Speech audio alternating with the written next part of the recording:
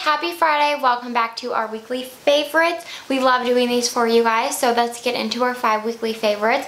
First up is a skincare favorite, and I actually don't know if this is still available. Do you know? It's not. Okay, it's not still available, but we wanted to mention it just because you can still buy these individually. So this is the Herbivore face oil set, and we both purchased, well, Carly actually got it for me for Christmas. I got it, and then I bought it. I was like, I don't know if this is a new Sephora thing, but it was like only a few left. So I was like, oh, I'm gonna get one for Britta before it runs out. So yeah, I bought one for me, one for her. So it has their 3 face oils. You have Lapis, Orchid, and Phoenix, and you get, I want to say it's a 1/3 ounce. Yes, definitely. Yeah, it doesn't say on here, but I think it's a 1/3 ounce of each. So total, you get a full ounce of oil. And how much was this? It was really inexpensive. 30. Right?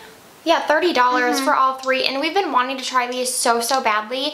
And if you ever go on their website, they really break down what each oil is supposed to do, but it was still hard. Like, I just didn't know which oil would suit my skin, just because they do break it down so specifically, but I feel like I can take something from each oil, if that makes sense. Yeah, which I think is their point. They want products that are very universal. Yeah, but they do, effective. like, say some of them are for dry skin, some are more, you know what I mean. So, yeah, so this is a great way to, like, test out all 3. If you don't know, Herbivore is, like, a more natural skincare line. Their packaging is so pretty. Oh, so And so far I've used the Phoenix and the Lapis oils, and I've loved them both. They both like sink into the skin really well. They don't look greasy and they sit on top of the skin. Like, I can wear these, at least these 2, mixed in with my daytime moisturizer, and like I'm wearing it today and you would never know I have oil under my makeup. Yeah, I believe it's because they're dry oils. Yeah, they are dry oils. I think they all are. Yeah, maybe they all are. I just haven't used the Orchid. I've used all 3, and definitely my favorite is Lapis. I have combination skin, so I really like that. You can feel like it's hydrating, but it definitely sinks in and it doesn't leave like a greasy residue.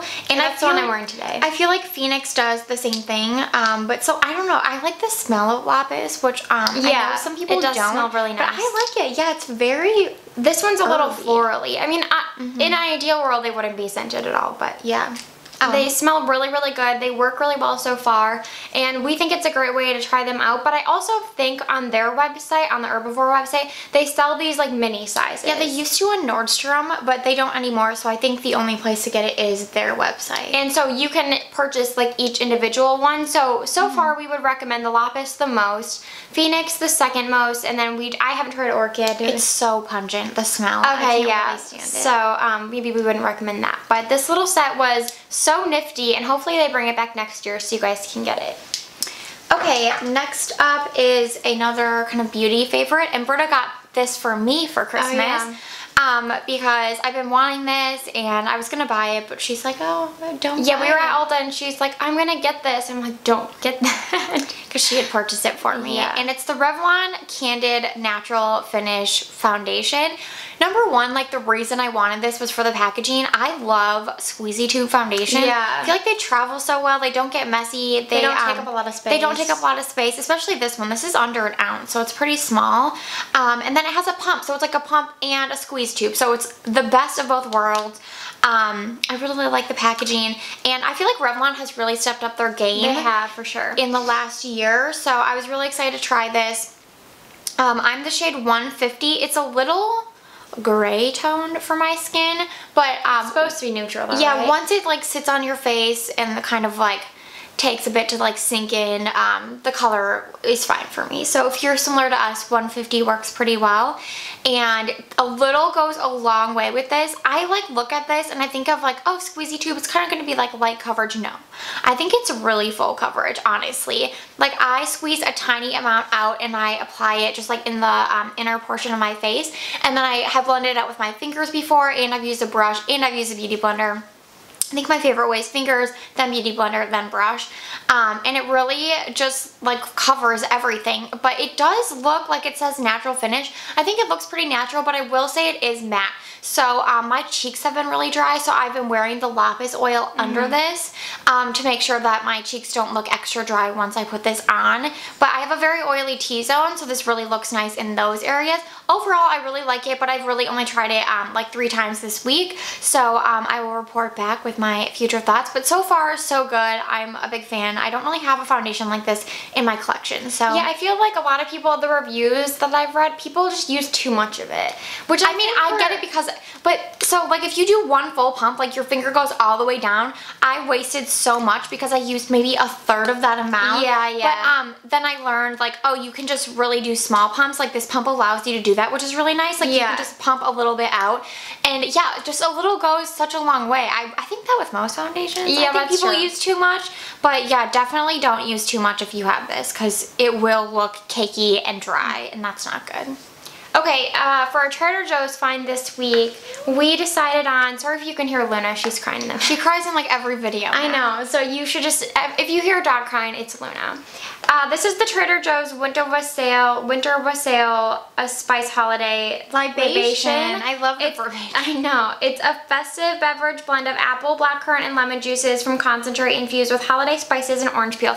This literally tastes like a holiday candle in a juice, in a good way. True. We read the blog What's Good at Trader Joe's, and last year, because that was when it launched, he described it as like, this tastes like Christmas smells, and totally that is what it is. Yeah, and it's really sweet. You guys don't know, well, I think we've spoken about this before, we don't like drinking sweet drinks, like sweet coffee drinks, sweet cocktails, sweet anything. We just don't like that. It just doesn't sit well in our stomachs. We just prefer to eat sweets. Like why would you drink something sweet? That's just not our vibe. So we got this and we're like, what can we do to make it less sweet? Because we really want to try it. We had gotten it a few years ago and enjoyed it, but we like didn't know how to drink it because it's too sweet to drink on its own. And it's pungent. Yeah, so we decided to make like a Christmas morning mimosas with champagne in this, and we also did like a splash of OJ in there, and it was so good. Best mimosas I've ever had. It just had like the spices from this drink but like the sparkliness of the champagne. It was so good. And usually